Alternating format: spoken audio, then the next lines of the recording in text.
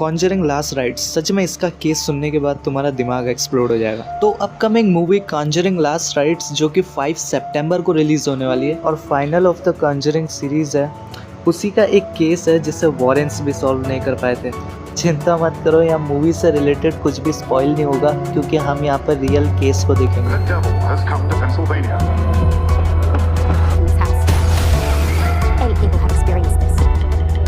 People are not crazy. April the 29th, 1985. We're in the kitchen and the ceiling light came crashing down. We're now entering the man's bedroom. One night I was sitting in bed. I turned around and looked, and I couldn't.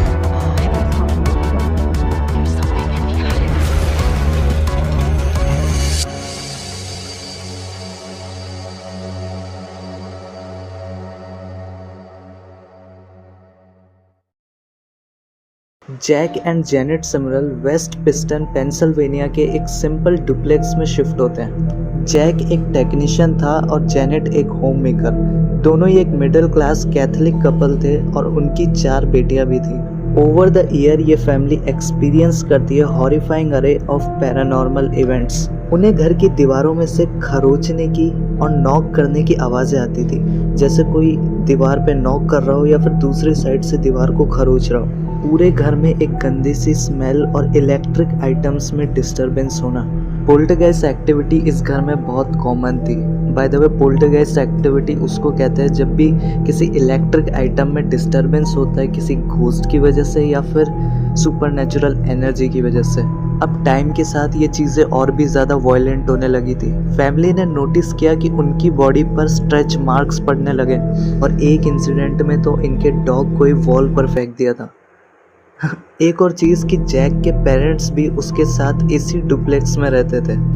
सिमरल family case में एक disturbing claim भी था जो कि media और investigators ने भी highlight किया, सेक्सुअल अटैक। हाँ, इनके साथ इस घर में सेक्सुअल अटैक भी हुआ है। जैक की वाइफ जेनेट सिमरल बताती है कि एक अनसीन फोर्स ने उनके ऊपर सेक्सुअल असॉल्ट किया है। सेम जैक ने भी क्लेम किया कि एक फीमेल स्पिरिट या फिर डीमन ने अनवांटेड सेक्सुअल एनकाउंटर फोर्सफुली कराया। कभी कभी उन्हें बेड में प्रेशर फील होता था, जैसे कोई उनके ऊपर क्राउल कर रहा हो। ये सब फैमिली के अपने अकाउंट्स पर बेस्ड है। स्केप्टिक्स बोलते हैं कि ये फिजियोलॉजिकल स्ट्रेस या फिर स्लीप पैरालिसिस के सिम्टम हो सकते हैं, लेकिन बिलीवर्स के लिए ये एक क्लासिक डीमन एक्टिविटी का प्रूफ था, क्योंकि डीमन को अक्सर सेक्सुअल असॉल्ट से जोड़ा जाता है। इन्हीं सारी चीज़ों की वजह से ये फैमिली अंदर से टूटने लगी थी। फाइनली 1986 में ये केस आता है एड लोरेन वॉरेन के हाथ में। हाँ, वही वॉरेंस जिनके केसेस पर कॉन्जरिंग यूनिवर्स बना था। What do people call you? But we prefer to be known simply as Ed and Lorraine Warren. लोरेन ने क्लेम किया इस घर में 4 एंटिटीज हैं, एक बूढ़ी औरत, एक डिस्टर्ब यंग गर्ल, एक उदास आदमी और एक बहुत ही पावरफुल डीमन। सच में अगर किसी घर में ऐसी अजीब सी आत्माएं होना तो फट के हाथ में आ जाती है। अभी भी रात को किसी के चलने की आवाज़ आना और घर के अंदर शैडोज का दिखना काफ़ी नॉर्मल था। एक बार घर की सीलिंग से लाइट फिक्सचर टूटकर घर के बच्चों पर गिर जाता है, जिसकी वजह से उन्हें काफ़ी ज़्यादा चोट आ जाती है। कुछ अटैक्स इतने ज़्यादा पर्सनल और डिस्टर्बिंग थे कि उस टाइम टीवी पर बताए भी नहीं जाते थे।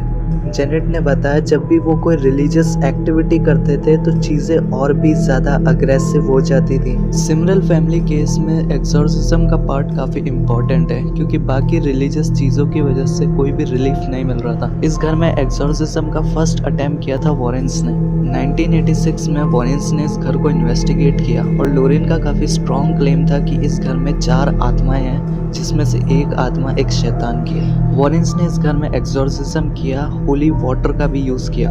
थोड़े टाइम के लिए चीज़ें नॉर्मल हो जाती है, लेकिन कुछ टाइम बाद वापस से पैरानॉर्मल एक्टिविटी शुरू हो जाती है, और इस बार और भी एग्रेसिवली और भी ज़्यादा खतरनाक तरीके से।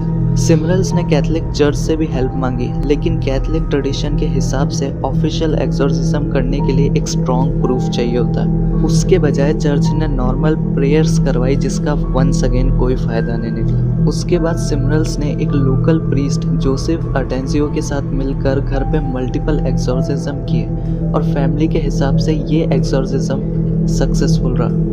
ऐसा नहीं है कि पैरानॉर्मल एक्टिविटी पूरी तरीके से ख़त्म हो गई थी, लेकिन पहले के मुकाबले काफ़ी ज़्यादा डिफरेंस था।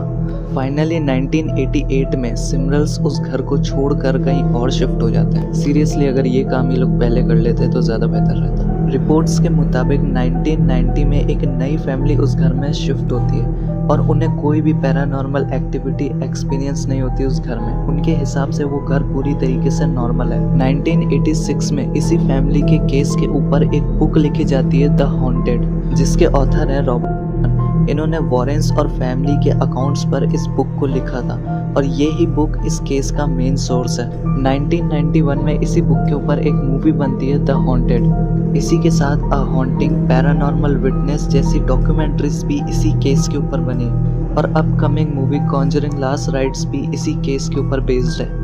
एक और डाउट जो कि काफ़ी सारे लोगों के मन में होता है कि वॉरेंस जो कि ऐसे ही केस सॉल्व करते रहते हैं, उनसे ये केस सॉल्व नहीं हुआ, लेकिन एक लोकल प्रीस्ट से ये केस सॉल्व हो गया।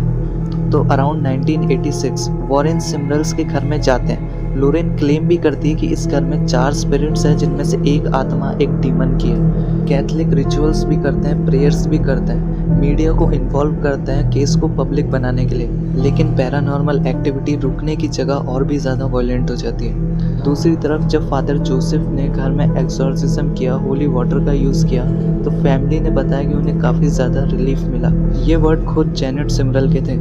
Father Adoncio prayers were the only thing that brought us some peace. अगर तुम देखो तो वॉरेंस ने इस केस को सॉल्व करने से ज़्यादा इस केस को मीडिया में और इसकी पब्लिसिटी ज़्यादा की है। By the way, I hope तुम्हें ये वीडियो अच्छा लगा हो। अगर वीडियो अच्छा लगा है तो चैनल को सब्सक्राइब कर दो ऐसे ही हॉरिफाइंग और क्रीपी कंटेंट के लिए।